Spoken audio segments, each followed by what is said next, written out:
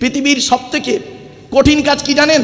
আর পৃথিবীর সবথেকে সহজ কাজ কি জানেন? পৃথিবীর সবথেকে সহজ কাজ কি বলবো? আমরা কি করি, খালি একে অপরের দোষ গুণ বলতে পারলেই বাঁচি। ছোট্ট একটা উদাহরণ দিচ্ছি, আমি ক্ষমা চেয়ে নিচ্ছি বাপাকে, আগে ক্ষমা চেয়ে নিচ্ছি। আমি একটা আঙুল আপনাদের দিকে লাগিয়ে বললাম, ক্ষমা চেয়ে নিচ্ছি আগে, একটা আঙুল আপনাদের দিকে লাগিয়ে বললাম আপনারা সব চিটিংবাজ। আচ্ছা, কটা আঙুল আপনাদের দিকে? একটা। আর তিনটে আঙুল কোন দিকে?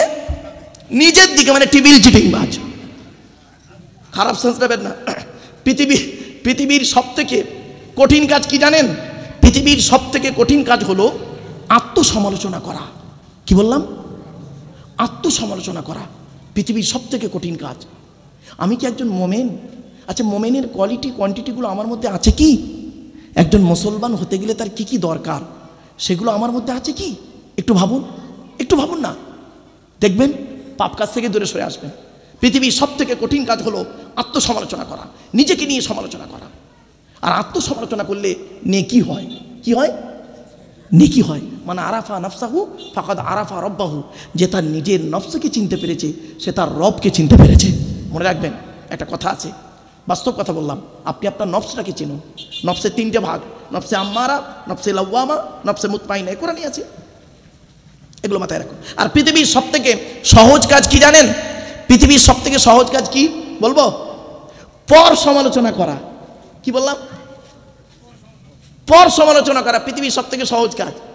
এটা করলে গোনাহ হয়, এটা করলে গোনাহ হয়। আত্মসমালোচনা করলে নেকি হয়, আর পর সমালোচনা করলে কি হয়? গোনাহ হয়। এটা খুব সহজ কাজ।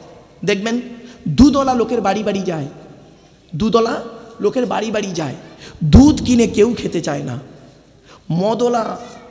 মদলা মালঞ্চে দোকান দিয়ে বসে আছে, ও মোটর সাইকেলে তেল পুড়িয়ে মদ কিনে খেয়ে মারামারি করে মিনাকা থানার ভেতরে লকাবে বসে আছে। ঠিক না বেঠিক? ভাবুন। কিন্তু দুধওয়ালার ওর বাড়ি বাড়ি গিয়েছিল, দুধ কিনে খাবে না। এই জন্য এগুলো মাথায় রাখুন, বুঝতে সুবিধা হবে। চলুন, আল্লাহ বলে বান্দা শোন, এই পৃথিবীতে সব কিছু তৈরি করেছি আমি, আর বান্দা তোরাও তো কিছু তৈরি করিস, এটা ওটা গুড়ে নাড়ে নেড়ে নুড়ে করিস। তোদের তৈরি আমার তৈরির পার্থক্য হলো কি? তোরা যখন তৈরি করিস স্যাম্পেল থেকে তৈরি করিস, আর আমি আল্লাহ যখন কোনো তৈরি করি স্যাম্পেল ছাড়া তৈরি করি, নমুনা ছাড়া তৈরি করি। জোরে বলুন সুবহানাল্লাহ। কি বলি? ইন্নামা আমরুহু ইযা আরাদা শাইয়ান আন ইয়াকুলা লাহু কুন ফায়াকুন। সূরার নাম সূরা ইয়াসিন, 23 নম্বর পারা 4 নম্বর পেজে সূরা ইয়াসিনের মধ্যে আল্লাহ বলে দিলেন কি?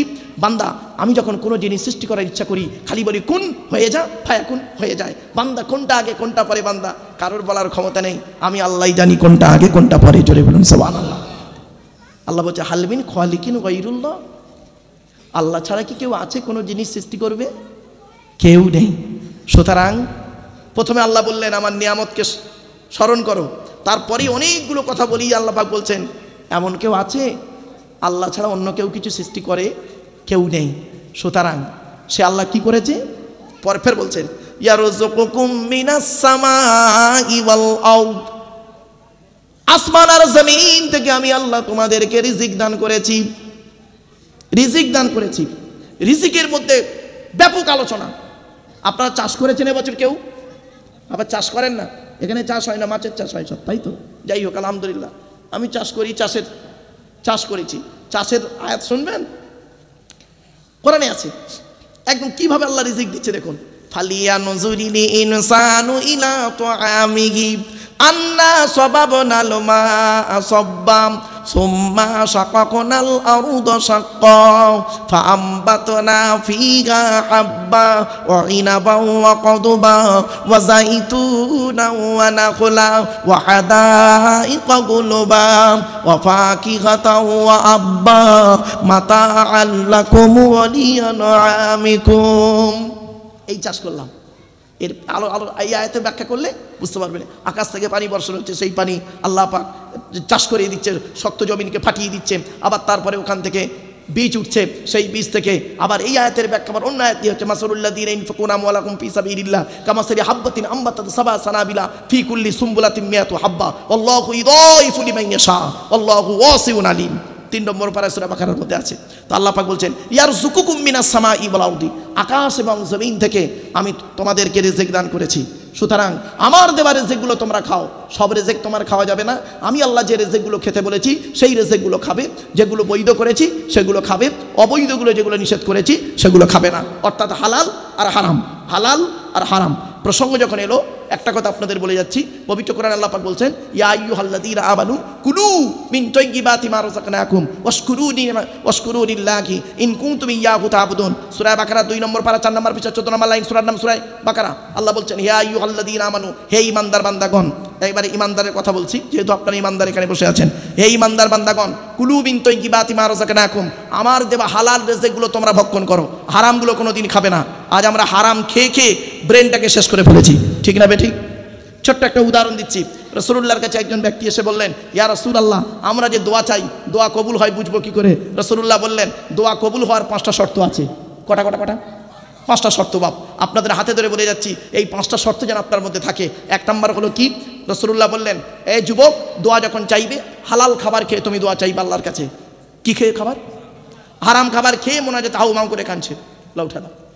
হারাম খাবার খেয়ে মোনাজাত হাউমাউ করে কাঁদছে। 1 নম্বর হালাল খাবার খান। 2 নম্বরে নবী বললেন যুবক, দোয়া যখন চাইবে পৃথিবীর কোনো ব্যক্তি বস্তুর কাছে চাইবে না, আল্লাহর কাছে চাইবে। কার কাছে? কোরআনে আছে ওয়াইদা সাআলাকা ইবাদি আন্নী ফাইন্নী করিব উজিবু দাওয়াতাদ দাঈ ইযা দাআন ফালিয়াস্তাজিবু লি ওয়া লিইউমিনু বি লাআল্লাহুম ইয়ারশুদুন। সূরা বাকারা। 3 নম্বর আরো বলা হয়েছে দোয়া যখন চাইবে সকলের জন্য দোয়া চাইবে। শুধু আমার বাপ আমার দাদা আমার গোষ্ঠী করো না, সকলের বাপ দাদার নামে দোয়া চাইবে, সকলের জন্য দোয়া চাইবে। এটা মনে রাখবেন। এই শিক্ষা দিয়ে গেছেন কে? হযরত আদম আলাইহিস সালাতু ওয়াস সালাম। কলা, এখানে ক লামারিপে 2টো লামারিপ আছে। এখানে কোরআনের সব জায়গায় আছে কপালি জবর ক লাম জাবল্লা কলা।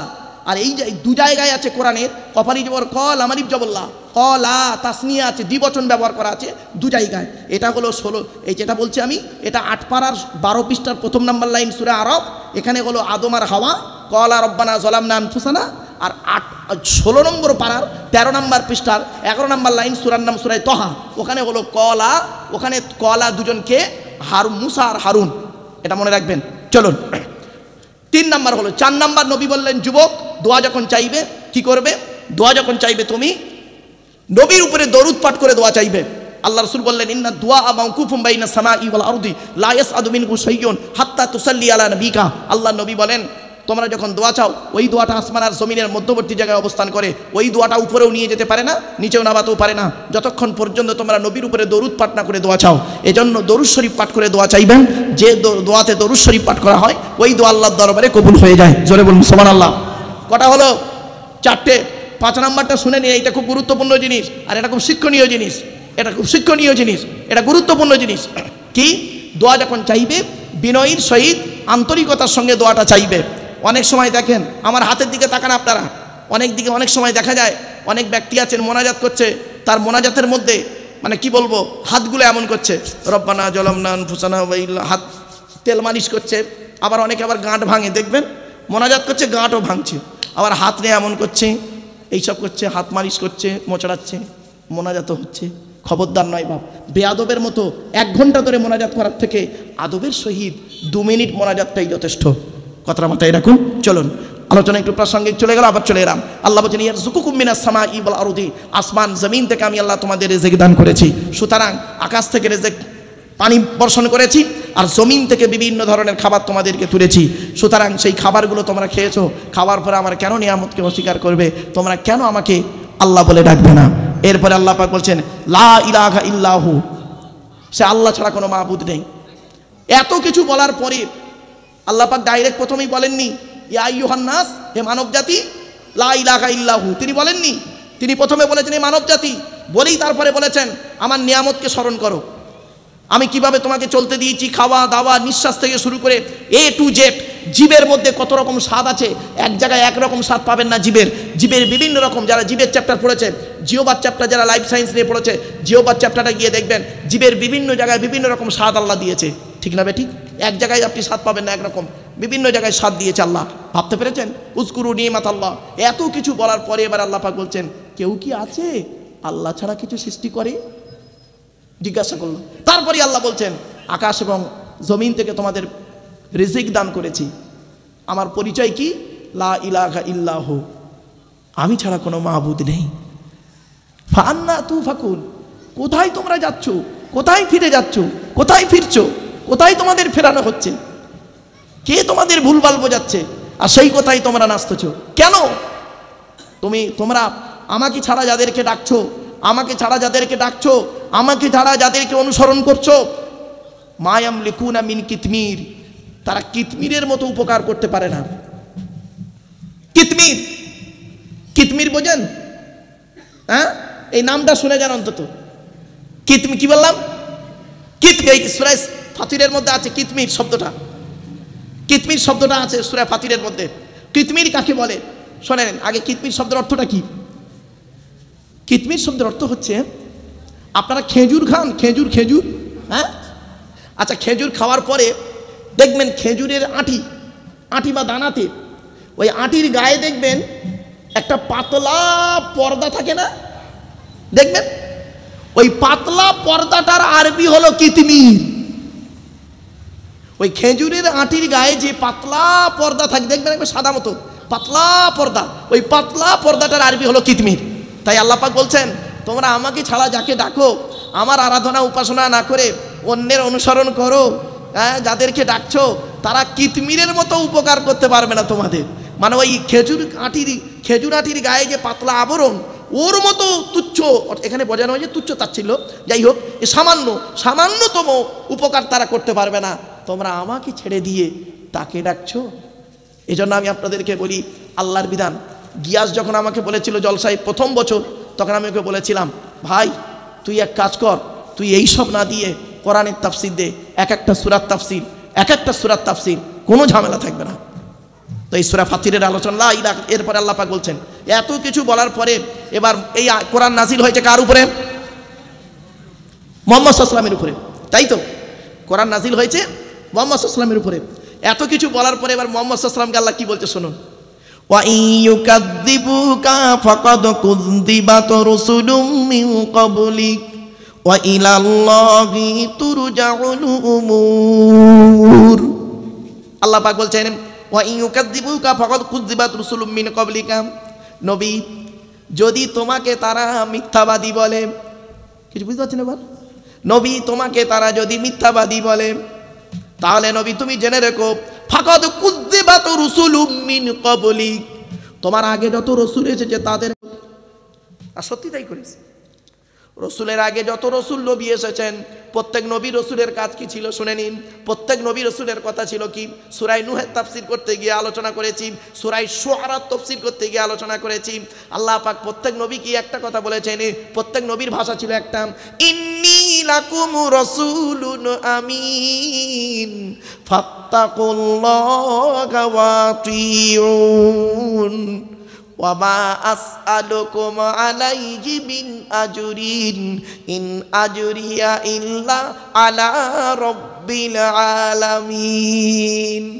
বাপ, এই আয়াতের আলোচনা ব্যাখ্যা করতে গেলে কেউ গায়ে পেতে নেবেন না, দয়া করে অনুরোধ করে বলে যাচ্ছি।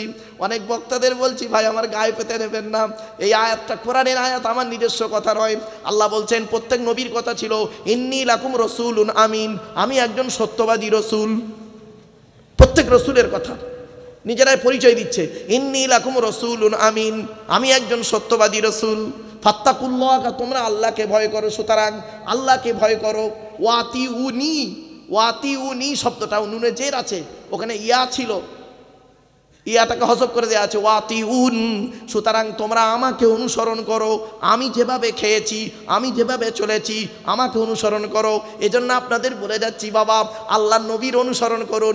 নবী যেভাবে খেয়েছেন, নবী যেভাবে শুয়েছেন, নবী যেভাবে চলেছেন, সেইভাবে জীবনযাপন করো। ছোট্ট উদাহরণ, আচ্ছা বাপেরা, কালো রং তৈরি করার মালিককে? জোরে বলুন। ফর্সা রং তৈরি করার মালিককে? কালো রং তৈরি করার মালিক যদি আল্লাহ হয়, কালো মেয়েদের বৌমা করতে চান না কেন? কালো মেয়ে কেউ পছন্দ করে না, ঠিক না বেটি? সব ভালো, মেয়েটার বংশ ভালো, সব ভালো, বিয়েটা কেটে গেল কারণ গায়ের রংটা বড্ড কালো। এই বাচ্চা বান্দা শোনো, আল্লাহ কোরআনে বলেছেন ওয়া মিন আয়াতিহি খালুকুস সামাওয়াতি ওয়াল আরদি ওয়া ইখতিলাফু আলসিনাতিকুম ওয়া আলওয়ানিকুম। আল্লাহ বলে বান্দারি আমার নিদর্শনের মধ্যে থেকে একটা নিদর্শন, নিয়ামতের মধ্যে একটা নিয়ামত দেখ, তোদের গায়ের রংটা আমি আলাদা করেছি, মুখের ভাষাটা আলাদা করে দিয়েছি, সুতরাং কালো রংকে তুই কেন ঘৃণা করিস? একবার তুই ভেবে দেখ, তুই যেদিন মায়ের পেট থেকে এলি তোর মাথার চুলটা ছিল কালো, ঠিক না বেটি? শুধু তাই নয়, পৃথিবীর মুখ যখন দেখলি, ছোটবেলায় লেখাপড়া শিখতে গেলি, প্রাইমারি স্কুলের মাস্টার যখন তোকে বোর্ডে অঙ্ক শিখিয়েছিল, বোর্ডে যখন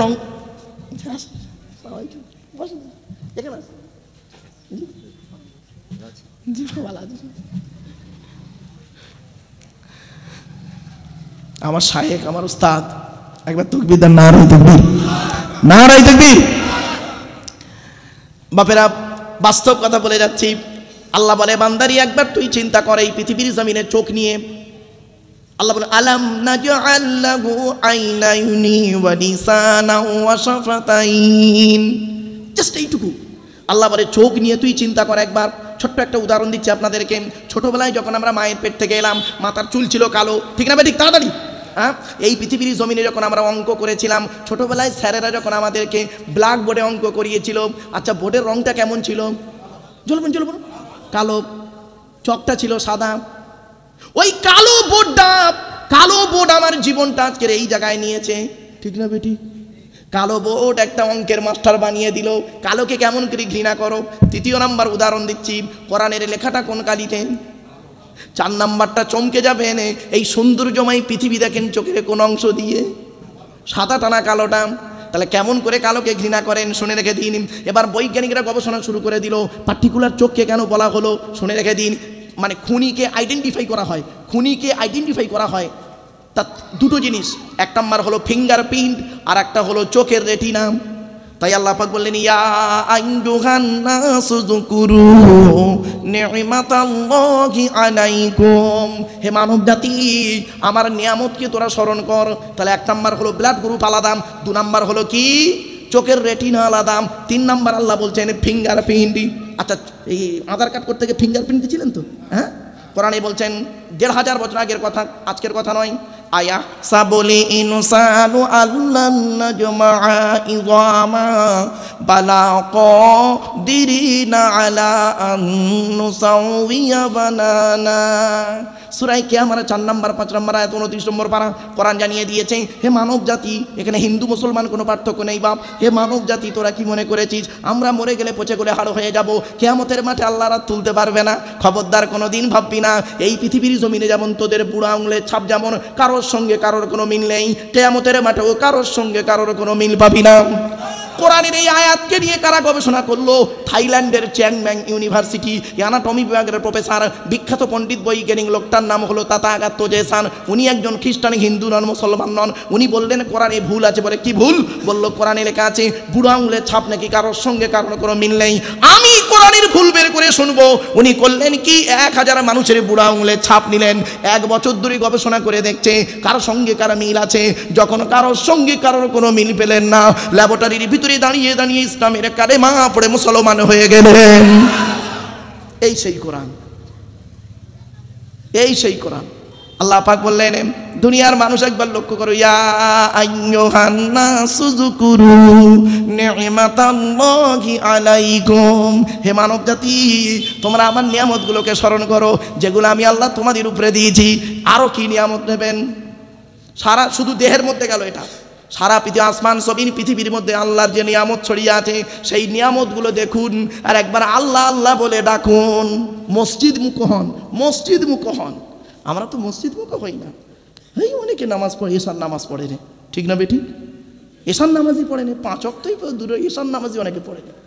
অনুরোধ করে বলে যাচ্ছি বাপ, নামাজ কারোর জন্য মাপ নাই, এটা যেন মাথায় থাকে। এরপরে আল্লাহ পাক বলছেন হাল মিন খালিকিন গায়রুল্লাহ, আল্লাহ ছাড়া কি কেউ কিছু সৃষ্টি করেছে? হ্যাঁ, আল্লাহ ছাড়া কি অন্য কিছু কেউ সৃষ্টি করেছে? করেনি। ছোট্ট একটা উদাহরণ দিচ্ছি, ছোট্ট একটা উদাহরণ, জাস্ট বোঝার জন্য ছোট্ট একটা উদাহরণ। আল্লাহ ছাড়া অন্য, এই পৃথিবীতে আল্লাহই সব কিছু সৃষ্টি করেছেন। মনে রাখবেন, বান্দাও কিছু জিনিস তৈরি করে, আল্লাহও তৈরি করে, ঠিক না বেঠিক? আল্লাহ তৈরি আর বান্দার তৈরির পার্থক্যটা কি শুনে রেখে দিন। বান্দা যখন কোনো জিনিস তৈরি করে, স্যাম্পেল দেখে তৈরি করে, নমুনা দেখে তৈরি করে, ডাইস দেখে তৈরি করে, উদাহরণ দেখে তৈরি করে, ঠিক না বেঠিক? যেমন একটা উদাহরণ দিচ্ছি, প্লেন তৈরি হলো কোথা থেকে? কোরআনের আয়াত, আলাম ইয়ারাউ ইলাত তাইরি মুসাখখারাতিন ফি জাওবিস সামা। এই আয়াত থেকে গবেষণা করে প্লেন তৈরি হয়ে গেল। আল্লাহ শুধু আরও আছে, আল্লাহ বলে তারা কি পাখিগুলির দিকে লক্ষ্য করে না? পাখিগুলি কিভাবে ডানা মেলে উড়ে বেড়ায়। বাড়ি থেকে একটা প্লেনের ছবি নেবেন আর পাখির ছবি নেবেন, কতটা মিল দেখবেন, বাড়িতে গিয়ে ভাববেন। কোরআনের এই আয়াত কিনে গবেষণা শুরু করলো। শুধু তাই নয়, এই সূরার মধ্যে বলা হয়েছে, আল্লাহ পাক বলছেন, ইন্নাল্লাহা ইউমসিকুস সামাওয়াতি ওয়াল আরদা আন তাযুলা ওয়ালা ইন যালাতা ইন আমসাকাহুমা মিন আহাদিম মিন বাউদি ইন্নাহু কানা হালিমান গফুরা। এই আয়াতের তাফসিরে বলা হয়েছে, আসমান আর জমিনের মাঝখানে একটা স্তর আছে, ওই স্তরের উপরে যারা থাকে মহাশূন্যে ভেসে বেড়ায়, স্তরের নিচে যারা থাকে মাটি তাদের আকর্ষণ করে রাখে। কোরআনের এই আয়াতকে নিয়ে কে গবেষণা করলো? কোরআনের এই আয়াতকে নিয়ে গবেষণা করলো কে জানেন? শুনলে অবাক হয়ে যাবেন। 1665 খ্রিস্টাব্দে আপেল গাছের তলায় গালে হাত দিয়ে বসে বসে চিন্তা করলেন যিনি, second scientific in the world, sir Isaac Newton ভাবতে ভাবতে মাধ্যাকর্ষণ শক্তি আবিষ্কার করে ফেললেন। আর আমরা সুবহানাল্লাহ বলে বাড়ি চলে গেলাম। এজন্য আপনাদেরকে অনুরোধ করে বলি, কোরআন পড়ুন, কোরআন পড়ুন, কোরআন শিক্ষা নিন, কোরআন শিক্ষা নিন। মুরব্বীদের বলে যাচ্ছি, আমার শায়েখের বাড়ি এখানে, আপনাদের গ্রামের মানুষ, তার কাছে অন্তত কোরআনের তাফসীরটা শুনুন। প্রতি মাসে অন্তত প্রতি জুম্মার রাতে, বৃহস্পতিবার রাতে আপনাদের এই উক্তিয়া মসজিদে অন্তত দুরুকু করে কোরআনের মানে করা শিখবেন, জানবেন, শুনবেন, লাভ হবে। অনুরোধ করে বলে যাচ্ছি আপনাদেরকে, এসব করে না। আমরা কি করি, গেলে একে অপরের দোষ গুণ বলতে পারলেই বাঁচি। ছোট্ট একটা উদাহরণ দিচ্ছি, আমি ক্ষমা চেয়ে নিচ্ছি বাবাকে, আগে ক্ষমা চেয়ে নিচ্ছি। আমি একটা আঙুল আপনাদের দিকে লাগিয়ে বললাম, ক্ষমা চেয়ে নিচ্ছি আগে, একটা আঙুল আপনাদের দিকে লাগিয়ে বললাম আপনারা সব চিটিংবাজ। আচ্ছা, কটা আঙুল আপনাদের দিকে? একটা। আর 3টে আঙুল কোন দিকে? নিজের দিকে, মানে টিবিল চিটিংবাজ। খারাপ সেন্স নেবেন না।